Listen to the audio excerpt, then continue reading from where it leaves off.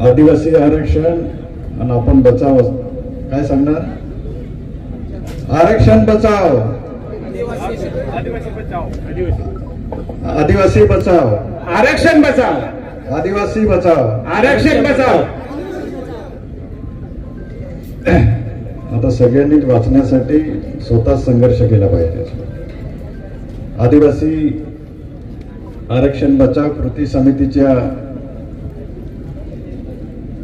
माध्यमातून सर्व पक्षाचे लोकप्रतिनिधी आणि 65 आदिवासी छोट्या मोठ्या संघटनाचे सगळे प्रमुख पदाधिकारी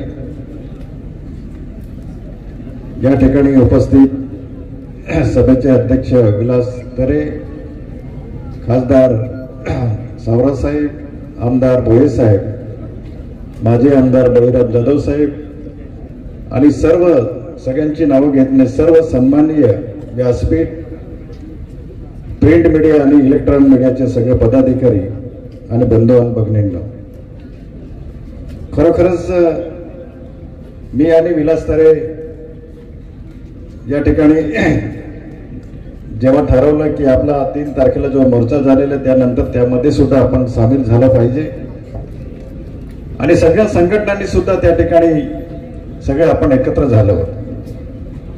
परंतु त्याहीपेक्षा तो एक संदेश सरकारपर्यंत पोहोचला.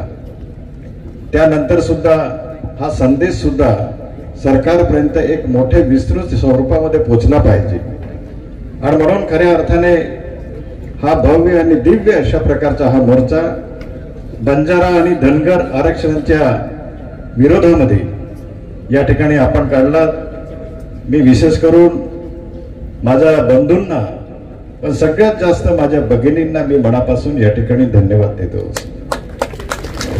सगळ्यात जास्त या ठिकाणी आमच्या जेवढे आमचे बंधू आहेत तेवढे त्यापेक्षाही आमच्या भगिनी मोठ्या संख्येने आहेत.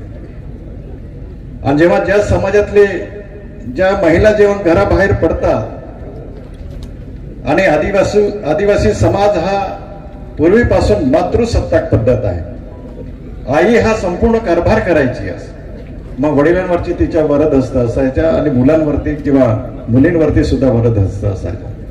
आणि जेव्हा ज्या समाजातील महिला जेव्हा अशा मोर्चामध्ये आणि समाजाच्या संरक्षणासाठी आरक्षणासाठी जेव्हा बाहेर पडतात तेव्हा निश्चितच तो समाज हळूहळू प्रगतीकडे तो नेत असतो, विकासाकडे त्या ठिकाणी समाजाची प्रगती होत असते. बंजारा आरक्षण यानी जो हैदराबाद गॅजेट आहे, या हैदराबाद गॅजेट 3 प्रकारचे गॅजेट आहे. मी थोडस विस्तृत बोलतो अध्यक्ष महोदय, चालेल ना? हैदराबाद गॅजेट हे 3 प्रकारचे गॅजेट आहे. एक 1884चा गॅजेट आहे, दुसरा आहे 1909चा गॅजेट आहे, तिसरा गॅजेट आहे तो 1921चा गॅजेट आहे. आणि 1884च्या गॅजेटमध्ये त्या ठिकाणी हैदराबाद गॅजेटर मध्ये हे मी का सांगतो की आपल्याला सुद्धा कल्पना व्हावी. हैदराबाद गॅजेटर मध्ये 291 पेज वरती त्या ठिकाणी उल्लेख केलेला आहे की हे राजपूत वंशाचे म्हणजे त्या ठिकाणी राजस्थान मधनं या ठिकाणी आलेले आणि ते स्वतःला ब्राह्मण समजतात आणि ज्या ज्या ठिकाणी मोठ्या मोगलांच्या लढाया व्हायच्या त्या ठिकाणी त्या लढायांमध्ये हे या ठिकाणी ते धान्य वाहून नेत होते. आणि म्हणून त्यांचा 1884च्या जरा आवाज करू नका रे, 1884च्या गॅजेटमध्ये त्या ठिकाणी त्यांच्या टाईब असा कुठेही उल्लेख नाही, आदिवासी म्हणून उल्लेख नाही, त्यांचा उल्लेख भटक्या विमुक्त म्हणून असा उल्लेख आहे.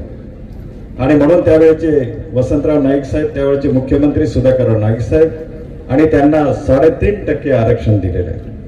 आणि हे 3.5% आरक्षण देत असताना सुद्धा या ठिकाणी आदिवासी बांधवांच्या 7.5% वरती सुद्धा त्या ठिकाणी ते मागणी करू पाहत आहे. 1909च्या गॅजेटमध्ये त्यांना स्पष्टपणे मराठा कुणबी अशा प्रकारे त्याचा उल्लेख आहे. आणि 1921च्या गॅजेटमध्ये त्या ठिकाणी कुणबी मराठा त्याचबरोबर अनुसूचित जात म्हणजे त्या ठिकाणी त्यांना SC कॅटेगरीमध्ये कर्नाटकमध्ये त्यांना आरक्षण दिलेलं आहे, उत्तर प्रदेशमध्ये त्यांना SC मध्ये त्यांना आरक्षण दिलेलं आहे, राजस्थानमध्ये त्यांना SC मध्ये आरक्षण दिलेलं आहे. आणि असं असताना सुद्धा वेगवेगळ्या मोठ्या प्रमाणावर आंदोलन करणं, उपोषण करणं, सरकारवरती दबाव आणणं. आणि म्हणून मित्रांनो, या ठिकाणी संपूर्ण महाराष्ट्रातून वेगवेगळ्या जिल्ह्यातून या ठिकाणी अशा प्रकारे समस्त आदिवासी बांधवांचा मोर्चा त्या ठिकाणी काढून हा निषेध व्यक्त केला जातोय.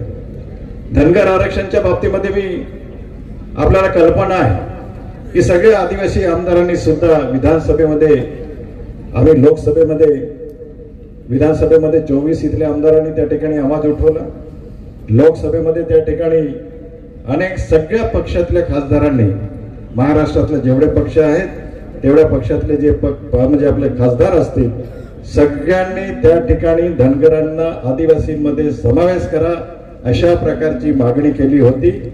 त्यावेळेस आम्ही 4 खासदार होतो, अरविंद नेते साहेब, मी स्वतः, हिना गावित, डॉक्टर भारती पवार. आम्हाला प्रश्न पडला की आम्ही सगळ्याच पक्षातले लोक त्या ठिकाणी, खासदार त्या ठिकाणी मागणी करतायत, आपण काय करायचं. पण मात्र त्या ठिकाणी मी लोकसभेच्या अध्यक्षाला त्या ठिकाणी विनंती केली, मला 12 मिनिटं त्या ठिकाणी मला बोलायला मिळालं. आणि दुर्दैवाने त्या ठिकाणी सुदैवाने त्या ठिकाणी मला बोलायची संधी मिळाली.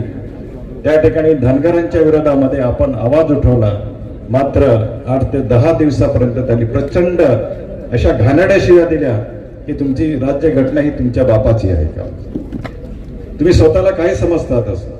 परंतु मित्रांनो, या ठिकाणी डॉक्टर पवारांनी सांगितल्याप्रमाणे 5वी आणि 6व्या सूचीनुसार या ठिकाणी खऱ्या अर्थाने आदिवासी बांधवांना ही घटनाकार डॉक्टर बाबासाहेब, भारतरत्न बाबासाहेब आंबेडकरांनी आपल्याला या ठिकाणी आरक्षण दिलेलं आहे.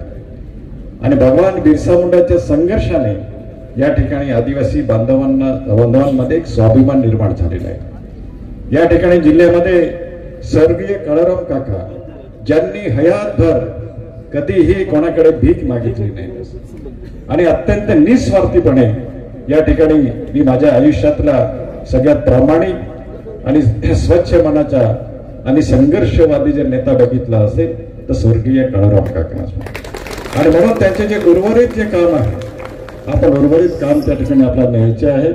या ठिकाणी आमदार विलासतारे साहेब असतील, खासदार सवरा साहेब असतील, आमदार भोये साहेब असतील आणि अन्य दुसरे आपल्या काही आमदार जरी आले नसले परंतु तेही आपल्या बरोबर आहेत.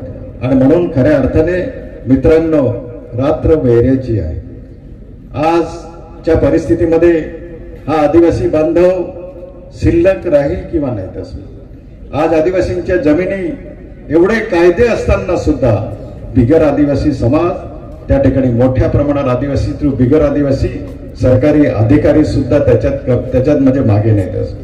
आणि अनेक राजकीय पुढारी, अनेक मंत्री सुद्धा त्या ठिकाणी या आदिवासींच्या जमिनी घेण्यामध्ये अग्रेसर आहेत.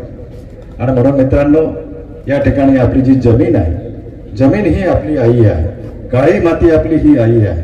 आपण आईला कधी विकतो का? आणि म्हणून यापुढे कृपा करून आपली जमीन विकू नका.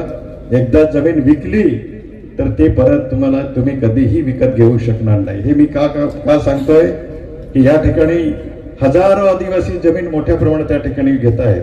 अनेक दलाल आहेत, आपल्यातले लोक काही सुद्धा त्या ठिकाणी दलाल आहेत. आणि म्हणून मित्रांनो, हा जो संघर्ष आहे, आज मोर्चा जो आरक्षणाच्या बाबतीत हा विशाल आणि भव्य अभय दिव्य अशा प्रकारचा आपला हा मोर्चा आहे. मी आपल्याला एवढंच सांगेन की शेवटी आम्ही लोकप्रतिनिधी हे आम्ही दुसरा पार्ट आला, पण पहिला पार्ट हा आमचा आदिवासी आहे. एवढंच बोलून या ठिकाणी मी इथेच थांबतो. धन्यवाद. जय हिंद, जय जोहार.